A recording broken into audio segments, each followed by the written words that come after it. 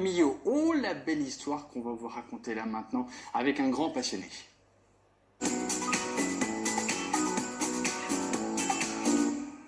David Badrignan est notre invité aujourd'hui. Merci d'être avec nous. Vous êtes le président du club de voitures radiocommandées Extreme Race et qui organise le premier salon de modélisme et de loisirs. C'est ce week-end, 7 et 8 décembre. C'est au parc des expositions de Montpellier. Donc là, avec vous, on va vraiment être dans le partage, dans la convivialité. C'est vraiment un événement à vivre en famille, à arriver avec ses enfants, ses petits-enfants, en montrant tous ces modèles réduits. Il y a quelques exemples, évidemment, sur ce plateau. D'où vient cette passion, d'ailleurs, chez vous? Coup de foudre. À l'âge de 12 ans, passionné de sport, et à 12 ans, je vois une voiture radiocommandée entre guillemets haut de gamme, et là, c'est le coup de foudre. Voilà, envie d'en avoir une, envie d'avoir 4 sous et des étrennes à Noël pour m'en acheter une, et la passion débute vraiment ce jour-là. Ce sont ces voitures-là ou pas? Alors non, On va se faire plaisir, hein. C'était bien plus Allez, on va voir Michel. Allez, on va voir Michel. Petit bisou, Michel. Voilà, très bien. C'était une autre voiture. Vous avez essayé d'en vivre ou? Oui, alors le Extreme Race, donc le club existe depuis maintenant 12 ans, et il y avait un magasin que j'avais créé donc sur ces circuits. Malheureusement, un petit ennui physique qui a été la fin de ma petite carrière sportive a fait que je suis resté hospitalisé un petit moment, et donc la boutique s'est éteinte, mais par contre le club reste bien sûr actif depuis, et on organise beaucoup de choses, notamment ce salon qui est une grande première en Occitanie, j'ai envie de dire. On va aller voir papa. On va aller voir papa. On va aller voir papa. Et on va voir papa. Et alors pourquoi avoir créé ce club en fait? Qu'est-ce que vous faites avec ce club? Parce que vous dites qu'il y a beaucoup d'activités, Oui. Mais quoi exactement? Qu'est-ce qu'on peut y vivre? Beaucoup de courses. Beaucoup de courses voitures, voilà, c'est notre spécialité. Donc il y a des circuits, il y a 4000 mètres carrés de circuits. Attendez, je vous aide un petit peu. Hop, voilà. La honte en direct, quoi. Non, si c'est une première, c'est pas évident. Mais voilà, ce club existe depuis un petit moment, et vous l'avez dit dans votre présentation, le partage est vraiment l'idée première, l'échange, et puis comme je dis dans mon magazine, quoi de mieux que de transmettre sa passion à son ami ou à son enfant. Et oui, voilà. Et c'est ça. Vous-même, bientôt, vous allez pouvoir transmettre cette passion. Vous lui montrez déjà tout ce qu'on voit là, il miniature ici, regardez. Là, vous avez piloté sa voiture, attention. Hein. Ouais. Il a 13 mois, mais il commence à piquer la voiture à papa, voilà. Et puis il a le droit de tout avec papa, donc pas de souci. Mais oui, il aime bien les voitures. Et qu'est-ce qui vous a poussé alors à créer ce premier salon du modélisme et des loisirs? En fait, il y a plusieurs choses. La première chose qui me tient à cœur, c'est d'ouvrir ce monde miniature au grand public, parce qu'on est tous chacun dans notre coin à faire ça, et quand je vois le nombre de personnes qui sont actifs dans chaque univers, que ce soit le statique, la voiture radiocommandée, l'avion, le drone, etc., je me suis dit que de rassembler tout le monde pouvait faire une grande fête du modélisme. Et puis la deuxième optique qui est un peu plus cachée, c'est que je trouve qu'au-delà de ces passions, il y a beaucoup de métiers qui se cachent. Par exemple, l'architecte est avant tout maquettiste.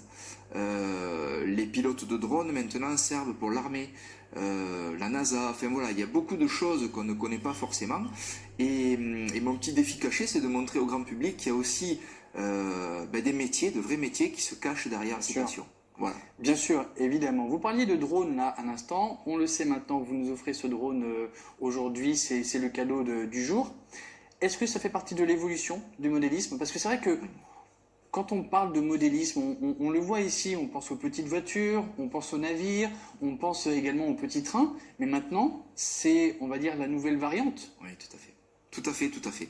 Le drone est vraiment à la une de tout ce qu'on appelle la RC, c'est-à-dire tout ce qui est radiocommandé. Et le drone apparaît dans plusieurs secteurs autres que le modélisme, comme la photographie, comme le cinéma, comme beaucoup d'autres choses. Alors, le drone sous-marin existe aussi, puisqu'on va de plus en plus voir les fonds sous-marins. Donc je pense que oui, le drone, on peut le mettre en haut de l'affiche en ce moment, et j'ai envie de dire, c'est que le début.